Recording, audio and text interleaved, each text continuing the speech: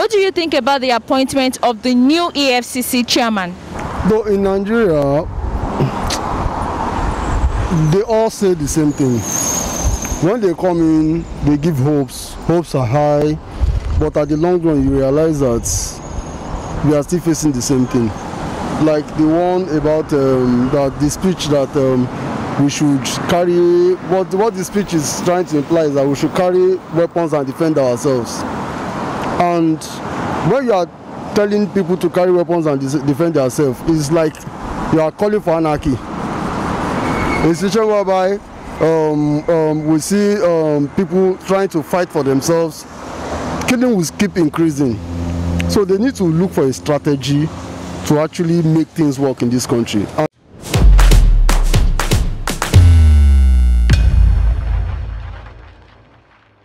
After months of controversies that ended the tenure of Ibrahim Magu as EFCC chairman, President Muhammadu Buhari handed 40-year-old Abdulrasheed Bawa the baton as the new anti-corruption sheriff in town. So Legit TV took to the streets to ask Nigerians, do you support the appointment of the new EFCC chairman with corruption allegations? I'm Dolapo Amodeni and you're watching Legit TV. Well, the appointment of the new EFCC chairman is obviously a welcome development. I want to say that it's an appointment that is long expected.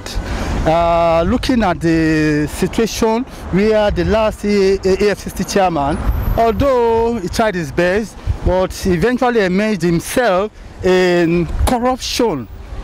That office has actually been kind of desecrated by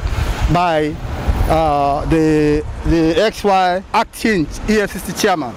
So it behoves on the new appointee to do his best.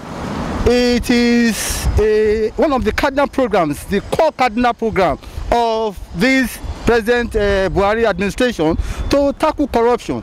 And once you are not tackling corruption headlong, or the head of the agency that is supposed to be doing it is found wanting, then you want to wonder the essence or the relevance or to what extent has this administration fought corruption. So it behoves on EFCC chairman to do his best, without any fear or favor, and to learn from the history of the person who actually eventually found himself in corruption. Are you getting it? And to steer clear of people. That office is a very exalted office. It's a very dangerous office as well. If you are fighting corruption, at times corruption fights back. That is my word for the chairman of the FCC. And I want to wish him the very best. The appointment is a long-awaited appointment, and I want to believe that it is a welcome development once again for this country. Thank you. All right, sir. Yes. But in what ways would you advise him to tackle corruption in the country, corruption allegations in the system? Yes, I want to say that all along, EFCC has been accused of being partisan. It should steer clear of partisan, looking for only PDP people, looking for is criminals, trying to investigate other people, people from APC. It should run away from being partisan and do his job professionally. That is the way this man will be able to achieve his best. As far as I'm concerned, he has the wherewithal. I believe the government will give him the usual support. And the FCC operation is coming in at this time. I think should send another note of warning, a new signal that it's a new administration and they should do a good job. Though in Nigeria, they all say the same thing. When they come in, they give hopes. Hopes are high, but at the long run, you realize that we are still facing the same thing.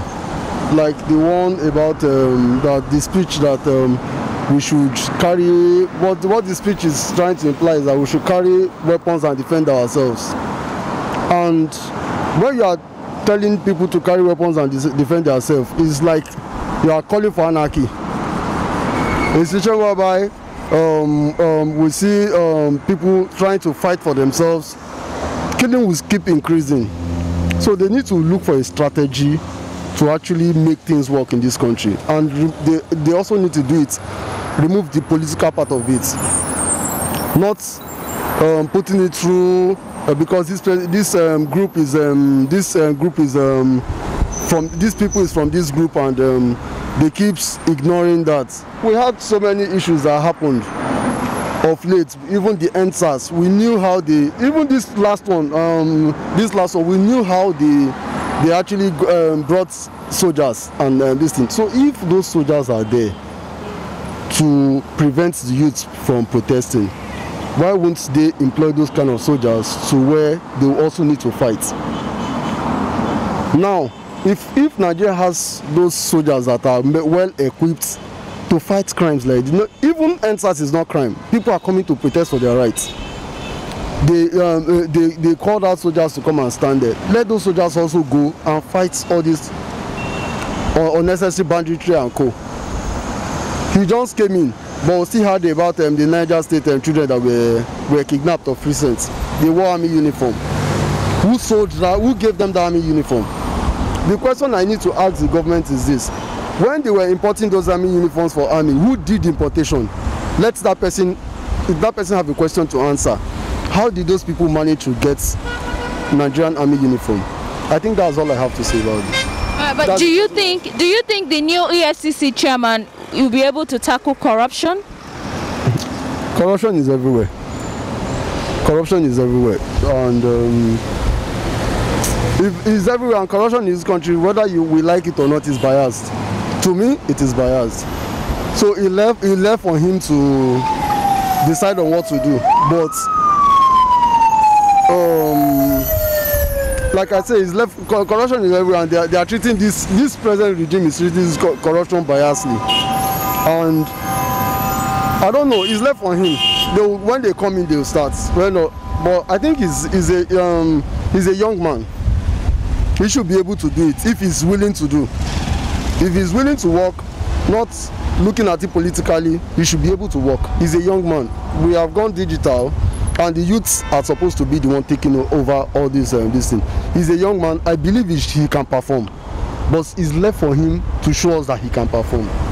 But him being a youth, I believe he can perform, but it's left for him to show us that he can perform. All right, so sir, what are some of the lapses you noticed in the past administration that you do not want to repeat itself this time around?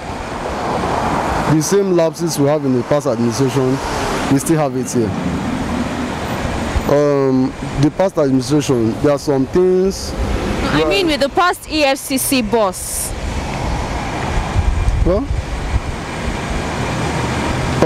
we knew the like I said it earlier, it's been biased. There are some set of people that he ignored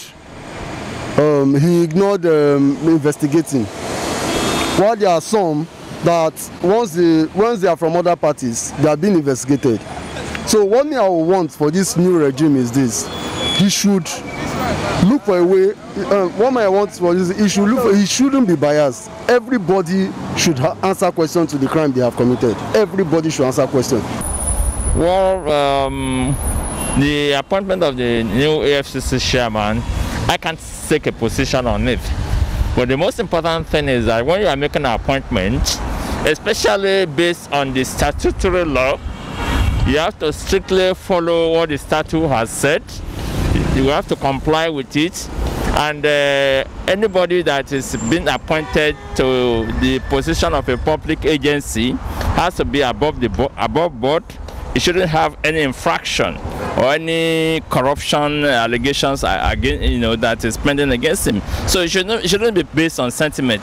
If the present or if the newly appointed chairman has any infraction or sentiment, then it means he shouldn't be the head of that very, very important agency. But do you think he is capable of tackling corruption allegations? Well, the issue is that you cannot give what you don't have. No matter what I bet. If he's not an incorruptible person, then it means he cannot fight corruption. But if he's a corruptible person, then it means he is not fit for that position. That is it. Morally, you have to be qualified before you can check on other people. But what are some of the lapses you noticed with the past EFCC boss that you do not want to repeat itself with this new EFCC chairman?